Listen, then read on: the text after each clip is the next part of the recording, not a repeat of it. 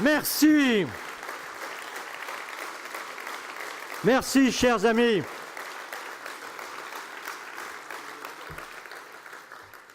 Moi, j'étais d'accord avec tout ce qui a été dit jusqu'à maintenant, sauf un point. Et ça concerne Christian, le maire de Montevrain. Il dit « Je suis très fier d'accueillir des anciens premiers ministres ». Sa première fierté devrait être d'accueillir des futurs premiers ministres.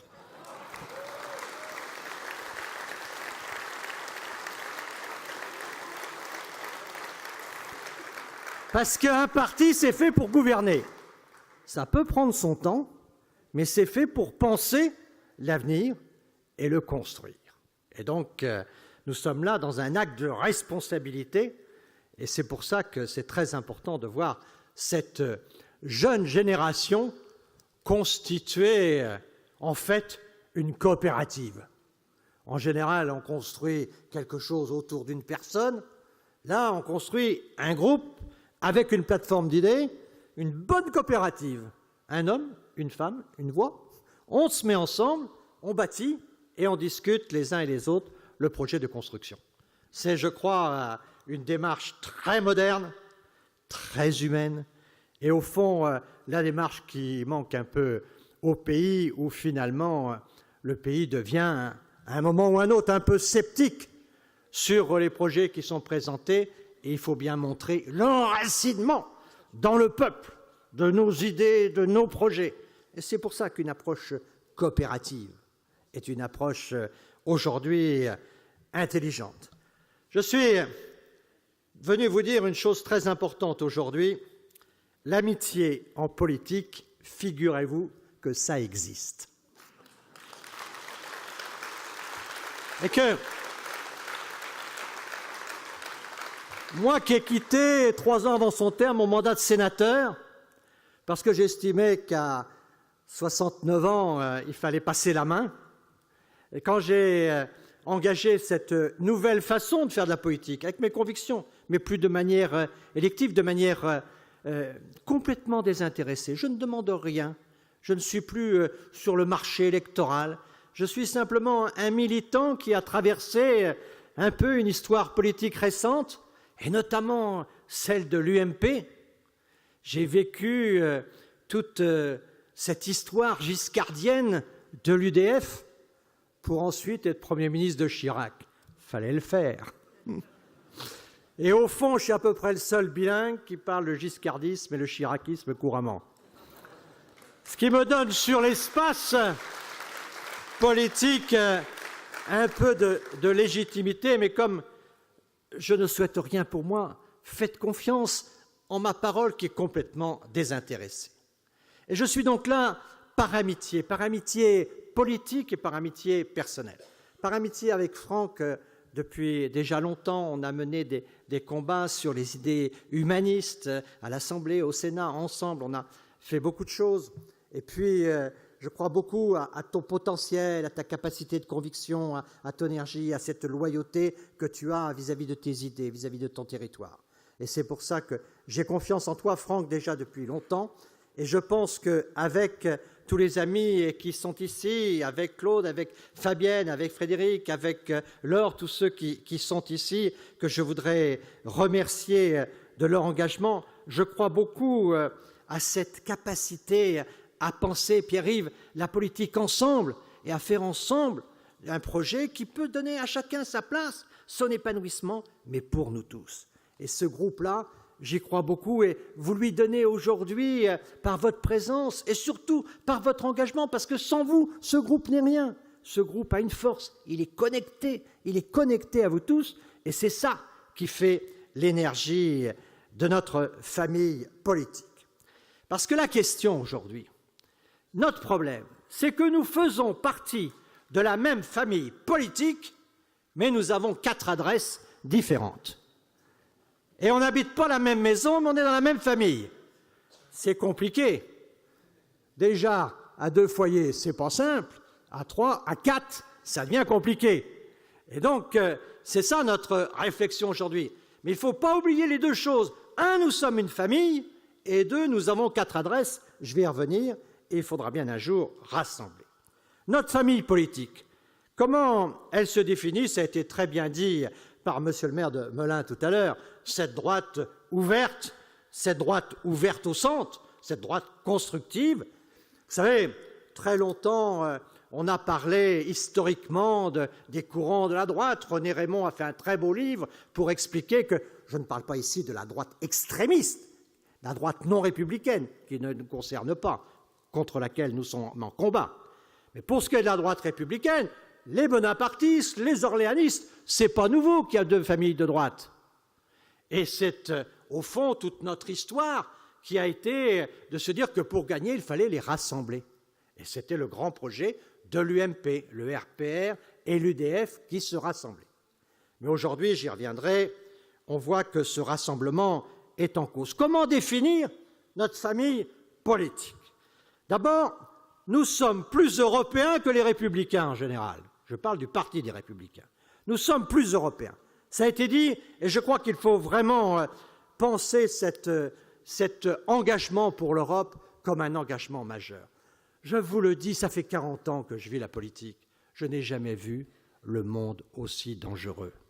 Je n'ai jamais vu les États-Unis, tous les matins, attaquer la construction européenne, que ce soit les milieux financiers qui parient sur l'échec de l'euro et le chèque de la construction de la zone euro, que ce soit les milieux politiques, que ce soit le président de la République qui, par des actions, que ce soit quand on veut aller au-delà des sanctions pour Poutine, quand on veut mener un certain nombre de déstabilisations pour inquiéter la sécurité à l'est de l'Europe, quand on voit tout ce qui se passe aujourd'hui, y compris du côté américain pour encourager le Brexit, quand on voit que des entreprises françaises sont obligées de fermer leurs usines en Iran parce que les Américains nous l'imposent. Où est notre souveraineté sur ce sujet? Où est la souveraineté européenne totale?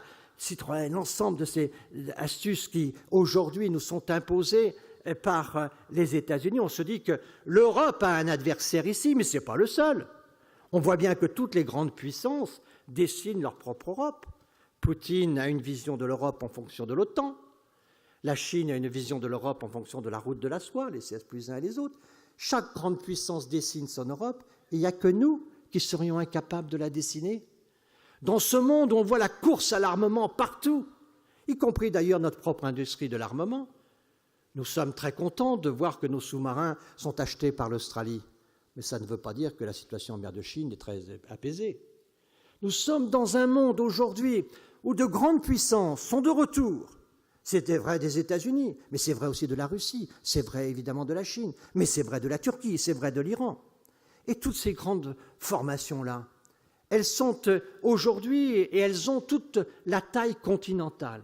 Et c'est au moment où les continents prennent le pouvoir dans le monde que nous allons déconstruire notre continent. Les forces extérieures entretiennent un projet de déconstruction de l'Europe. Mais nous avons à l'intérieur aussi des forces qui entraînent la déconstruction de l'Europe. Et si on laisse déconstruire l'Europe, dans ce monde où la guerre est menaçante, comment allons-nous nous protéger? Qui viendra nous défendre? Ce qu'ont fait les Américains pour mes parents, ils ne le feront pas pour mes enfants. Et dans cette perspective-là, seule, au fond, une vision européenne de notre propre avenir est une chance aujourd'hui d'exister dans un monde où les continents cherchent à s'équilibrer. Et dans ce contexte-là, le projet européen revient à ses origines. L'Europe n'a pas été faite par ambition, l'Europe a été faite pour la paix. Et aujourd'hui, comme dans le passé, l'Europe a besoin pour son avenir de la paix, et la paix passe par sa construction. Nous sommes plus européens que nos amis républicains. Nous sommes plus engagés pour les classes moyennes souvent que l'actuelle majorité. Nous sommes très attachés aux territoires. On veut qu'on respecte les territoires. C'est bien de faire un plan de pauvreté, mais il faut le faire avec les départements et les villes. Qui va donner des petits déjeuners aux enfants? Qui va mener toute cette action? Où se fait le social? Le social, il est dans les collectivités. C'est bien que l'État donne des orientations, que l'État s'engage, mette des moyens, mais tout ça dans un dialogue enraciné avec les territoires. C'est bien qu'on défende nos grandes entreprises, mais nous voulons défendre les PME, nous voulons défendre la création humaine, celle qui est à la portée de nous tous sur nos territoires, celle qui n'est pas menacée et qui ne s'engage pas dans la mondialisation nécessairement, mais celle qui aujourd'hui fait en sorte que notre pays développe un emploi aussi enraciné et protégé. Ce sont ces franges des classes moyennes. Moi, je suis bien d'accord qu'il faut de la justice sociale, mais quelquefois, quand je vois qu'on a sur les retraités des visions un peu fortes, je me dis attention, ça fait partie aussi de ces couches populaires qui soutiennent historiquement la Ve République, qui font partie de notre cohésion sociale. Nous avons la cohésion sociale au ventre, et c'est pour ça que nous sommes attachés à ce que la cohésion sociale soit une priorité politique. Nous sommes évidemment plus démocrates que les extrêmes. Un mot sur ce point, pour bien dire combien nous devons être attachés à la Ve République, combien nous sommes attachés à cette alliance de la liberté et de l'autorité. Gouverner un pays, c'est donner de la liberté, faire en sorte que la liberté de la presse, la liberté politique, que les libertés puissent se défendre. Mais il nous faut aussi une capacité d'autorité.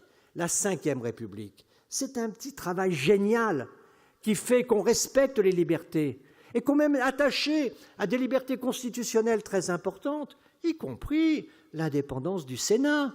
On est un pays qui n'oublie pas Montesquieu et on ne va pas oublier la séparation des pouvoirs, monsieur le professeur de droit. Mais il est important aussi pour nous qu'il y ait de l'autorité. Et dans la Ve République, on élit un président. Ce président, c'est lui qui est le mieux élu parce qu'il est élu par tous les Français. Et pendant 5 ans, il a les moyens d'agir. Et pendant 5 ans, on lui donne de l'autorité, il a une majorité pour gouverner, et il gouverne selon les orientations qu'il a proposées au pays. Et on lui donne la capacité, au bout de 5 ans, là on verra bien, les gens sont contents, pas contents, et on choisit. Mais tous les matins, on ne l'embête pas pour l'empêcher d'agir. Parce que si on l'empêche d'agir, on va toujours mettre le pays... Enfin, c'est ça la Ve République. C'est notre engagement démocratique. Il y a plusieurs fonctions dans la démocratie. Et notamment... il y a 2 choses qui sont très importantes. Ou la démocratie défend l'alternance, ou la démocratie défend la représentativité. La représentativité, c'est par exemple la proportionnelle partout. C'est la démocratie israélienne. Mais finalement, avec la proportionnelle partout, ce sont les extrêmes qui font le pouvoir. Nous, ce n'est pas la représentativité maximale, c'est la capacité d'alternance. Nous, la vision, Jacques Chirac était très attaché à ça. Qu'est-ce que la démocratie pour nous? C'est un pays qui permet l'alternance, mais qui ne cherche pas à empêcher le pouvoir tous les matins d'agir et de travailler pour les Français. Et cette vision-là, elle est pour nous très importante. Nous sommes fondamentalement démocratiques, mais parce que nous sommes des démocrates, nous sommes pour des capacités d'alternance, pour permettre l'alternance, mais pas pour gêner quotidiennement le pouvoir et bloquer le pouvoir, ce qui est quelquefois une vision très française de la société, plus européen que les républicains, plus classe moyenne que la majorité, plus démocrate que les extrêmes et plus moderne que les conservateurs. Nous voyons bien que nous sommes pour une société qui bouge, une société qui s'adapte aux mœurs, une société qui peut avoir des visions très importantes, comme on voit aujourd'hui la nécessité de défendre, mon cher camarade sénateur, qui défend l'environnement, comme c'est ta nouvelle cause et grande cause puissante, défendre l'environnement, défendre notre propre planète. Tous ces sujets-là, qui n'étaient pas des sujets dominants il y a 20 ans, ce sont des sujets qui sont aujourd'hui dominants. Le digital va modifier nos vies. Il faut se mettre sur tous ces sujets. Voilà les idées qui sont au cœur même de notre plateforme. Alors, notre famille est dispersée face à ça. Nous avons une unité de pensée, mais une dispersion de localisation. Nous sommes une sorte de 4 quarts. Il y a une partie de la droite ouverte qui est restée au LR. Il faut faire attention, quand on parle des LR, on a des amis chez les LR. Et donc, soyons attentifs, parce que là, il y a naturellement ceux qui se sentent libres avec Valérie Pécresse, mais ceux qui sont aussi avec Xavier Bertrand, ceux qui sont ici ou là. Faisons très attention, on a des amis chez LR. On a une partie de nos électeurs qui sont déjà chez Macron. On a bien vu que 20% de nos électeurs, dès le premier tour, avaient voté Macron. Donc on a des amis qui sont LR, on a des amis qui sont chez Macron, parce que pour le moment, tous les contours sont encore assez flous.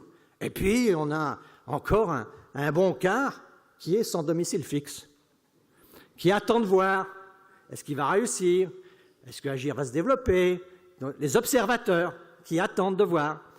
Et donc, vous êtes le 4 quarts, le 4e quart, celui qui s'est engagé avec force et celui qui doit bien définir son ADN et sa mission. Votre ADN, c'est d'abord, je crois, le courage du choix constructif. Ça, c'est très important, parce que ce que vous avez fait, les uns et les autres, c'est courageux. Parce qu'en général, c'est plus facile d'être dans le groupe, d'attendre que les choses soient faites par les autres et de rejoindre au bon moment. Là, vous êtes parti en pionnier. Parti en pionnier, c'est évidemment très difficile. C'est le courage du choix constructif que vous faites. Alors, votre mission, je suis complètement d'accord avec Fred sur ce sujet, votre mission, c'est le lieu du débat, c'est le lieu du ressort. On serait, avec des écologistes, je dirais, vous êtes les abeilles de notre propre famille. D'abord parce que vous êtes actifs, utiles et organisés, travailleurs aussi, mais aussi parce que vous avez vocation à construire l'essaim central. C'est au fond, vous avez vocation à aller chercher les uns et les autres pour constituer l'essaim central. Donc vous êtes un lieu où on doit venir vous visiter. Vous êtes un lieu à la fois où on va rencontrer des idées, on va les émettre, et où vous allez essayer, par contagion, de développer votre propre stratégie. Vous êtes cet essaim en construction, mais parce que vous êtes des abeilles qui savez butiner, vous savez rassembler et revenir autour de votre roi, capable de pouvoir vous rassembler pour bâtir un travail collectif. C'est, je pense, ça qui est très important. On serait dans le digital, vous êtes la plateforme. Vous êtes la plateforme centrale sur laquelle on peut passer, et il faut essayer qu'il y en a plus qui restent que ceux qui passent. Et donc, je pense que c'est ça votre fonction. Votre fonction, c'est de faire en sorte que ces 4 adresses puissent se rencontrer et que la vôtre progresse lentement mais activement sur l'ensemble de cet espace. Vous avez vocation à être la plateforme de notre avenir. Et donc, ce que vous faites sur les idées, ce que vous faites sur les questions d'organisation et cette horizontalité de la société, c'est un point très important. Alors, dans ce contexte-là, comment piloter notre propre avenir? Je pense, comme vous, que d'abord, il faut dire clairement les choses. Nous ne souhaitons pas l'échec d'Emmanuel Macron. Je crois qu'il faut... Certains ont voté pour lui au premier tour, peut-être pas beaucoup. Beaucoup ont voté pour lui au deuxième tour. Certains n'ont pas voté du tout. Mais en tout cas, une chose est claire, c'est que si Emmanuel Macron, aujourd'hui, connaissait des difficultés majeures, ce ne sont pas les forces républicaines qui en tireraient profit. Le scénario italien est devant nous, et je peux vous dire que soyons très attentifs à chaque fois et à certaines stratégies que l'on voit se développer ici ou là, qui visent à faire en sorte que la colère d'extrême gauche puisse rencontrer la colère d'extrême droite. Et qu'au fond, la somme des colères, la somme des protestations, c'est vraiment le risque que connaît la France. Et donc, notre sujet aujourd'hui, c'est d'apaiser notre pays, de construire un avenir à notre pays et de faire en sorte qu'on puisse construire cela, y compris en aidant le président de la République à réussir. Il ne s'agit pas aujourd'hui d'être des militants inconditionnels, il s'agit de faire le choix de la France. Il est élu, nous devons réussir parce que c'est la France qui doit réussir. Et dans 5 ans, enfin maintenant dans 4, nous verrons comment les Français. Notre choix démocrate, c'est le choix de l'alternance. Mais pendant le mandat, nous devons veiller à ce qu'il y ait des possibilités d'action. Nous ne voulons pas du scénario à l'italienne. Premier point très important, nous ne souhaitons pas l'échec d'Emmanuel Macron. Deuxième point très important, nous devons construire une force d'équilibre. Parce que tout le problème aujourd'hui est d'éviter que les forces politiques dérivent et dérivent naturellement sur leur noyau dur. C'est la mécanique des fluides qui s'applique à la politique. On voit la droite qui va chercher le noyau le plus dur, avec une dérive droitière, et on verra progressivement la gauche aller aussi vers ces dérives qui sont des dérives de l'extrême. Et donc nous devons construire une organisation politique qui, au centre de notre vie politique, je ne dis pas seulement centriste, mais au centre de notre organisation politique, est une force de stabilité, une force d'équilibre, une force qui ancre la vie politique française dans l'espace républicain. Et donc cette force d'équilibre, elle doit avoir des idées claires, elle doit avoir des équipes fortes, elle doit avoir une capacité d'agir, mais elle doit savoir aussi construire des coalitions avec ceux qui sont pour une action politique au centre de la République. C'est ça notre vision. Et donc, ce n'est pas parce que nous voulons que le président de la République réussisse que nous devons nous aligner sur sa ligne politique tous les jours, dans sa propre famille politique. Nous sommes à côté pour créer cette force politique là où il pourra trouver une aide, parce que nous serons capables de porter un certain nombre d'idées nouvelles, de porter des attitudes nouvelles, d'avoir une vision politique nouvelle de la France et de l'Europe. C'est donc cette organisation-là qu'il nous faut mener. Mais nous le menons non pas dans l'intérêt de l'organisation, mais dans l'intérêt de la République, parce que cette force-là, au centre, doit être le point d'équilibre qui garantira aux uns et aux autres d'avoir une République gérée en son centre, c'est-à-dire avec une vision de rassemblement. Donc, premièrement, on ne souhaite pas l'échec de Macron. Deuxièmement, on a une force d'équilibre à construire. Et troisièmement, nous ne rejetons pas la droite républicaine dont nous sommes nés. Nous ne rejetons pas la droite républicaine. Nous ne rejetons pas ce qui a été le pacte fondateur de l'UMP. Soyons bien clairs là-dessus.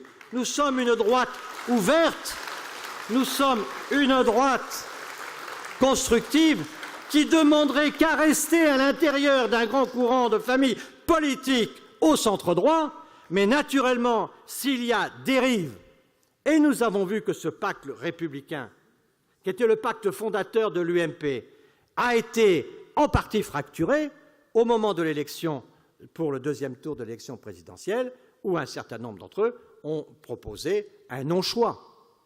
Nous pensons que pour le pays, il faut savoir faire un certain nombre de choix. C'était dans le pacte fondateur de l'UMP tel que Jacques Chirac, Alain Juppé et beaucoup d'autres l'avaient voulu. Donc nous ne sommes pas des adversaires de la droite rassemblée. Nous sommes clairement pour ne pas être complices d'une dérive droitière de la droite. Nous sommes pour une droite équilibrée. Nous sommes des gens de droite. Nous sommes une droite ouverte au centre.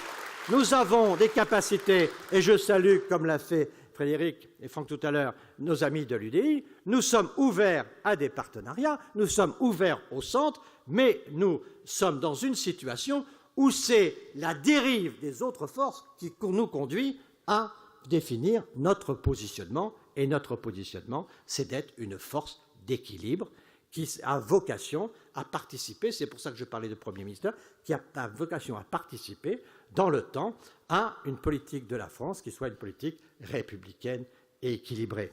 C'est, je pense, ce choix que nous devons faire et qui, aujourd'hui, nous pousse finalement à avoir une action politique puissante, peut-être à l'occasion des élections européennes. Il est trop tôt aujourd'hui pour définir.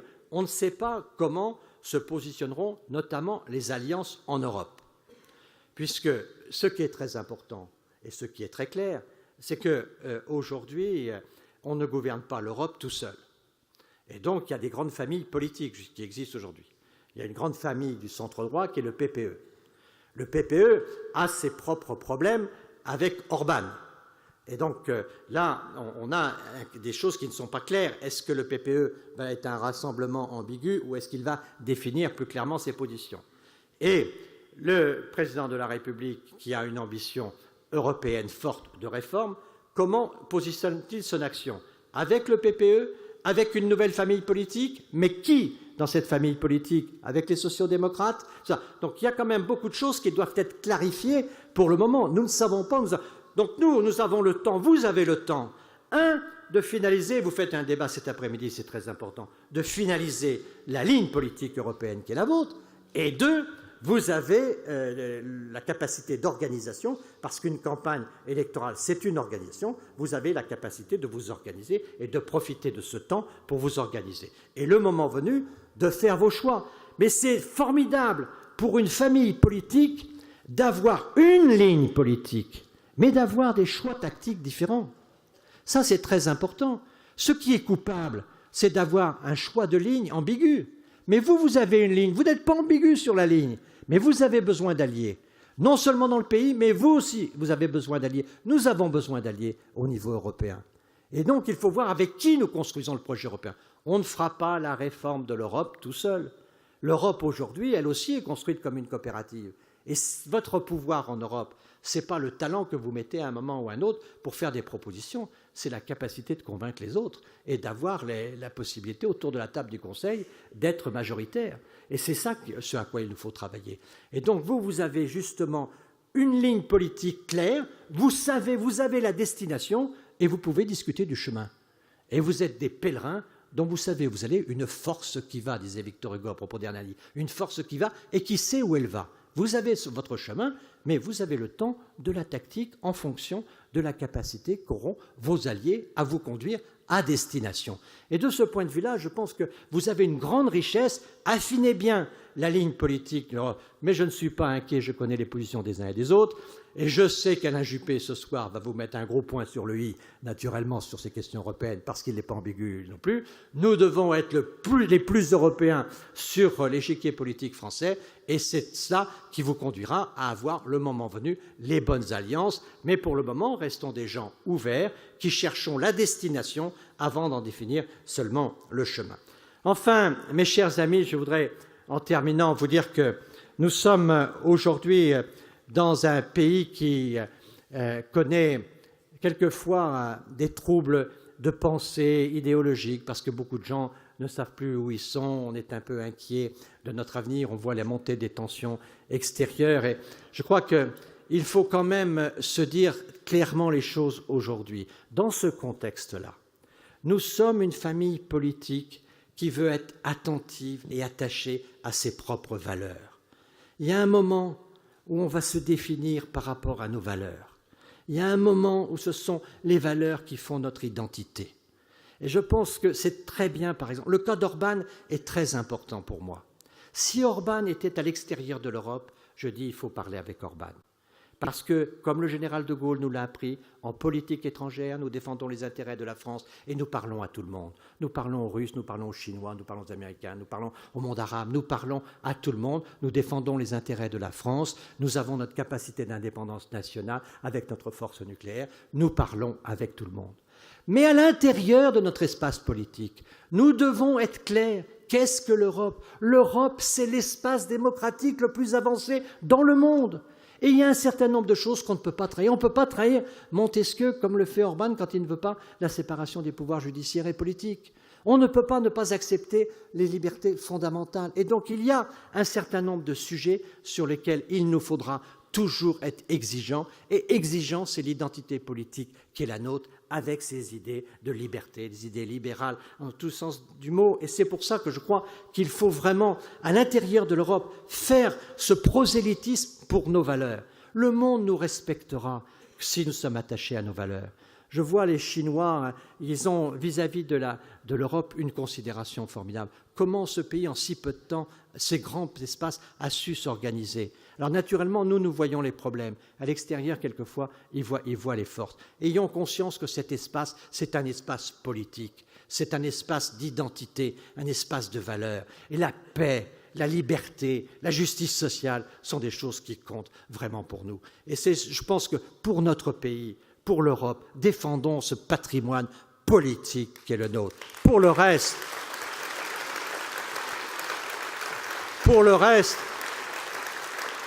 nous ne voulons pas faire la politique en Russie à la place des Russes. Nous ne voulons pas faire la politique en Chine à la place des Chinois. Pour le reste, nous sommes gaulliens dans notre approche du monde, mais nous sommes très attachés à ce qu'est notre identité. Mes chers amis, il y a un point qui est très important. Vous bâtissez une famille politique. Faites en sorte D'abord, que vos leaders soient toujours unis. Parce que c'est vrai que la construction collective, c'est la réussite qui dépend vraiment de cette unité. Faites en sorte qu'il y ait toujours de l'unité. Les Français ne supportent pas les divisions, car pour eux, les divisions sont toujours, à un moment ou à un autre, des luttes d'ambition. Vous avez la chance d'être rassemblés. Prenez ce rassemblement comme un vase de cristal qu'il vous faut protéger. Et n'oubliez jamais qu'au fond, le service qui est le vôtre, ce n'est pas le service de la politique, c'est le service de la France. Et ce service de la France, c'est ce qui vous rassemblera. C'est là où vous aurez toujours votre unité. Et c'est comme ça que vous pourrez progresser. Et à vous voir comme ça, je déclare aujourd'hui qu'agir est bon pour le service de la France.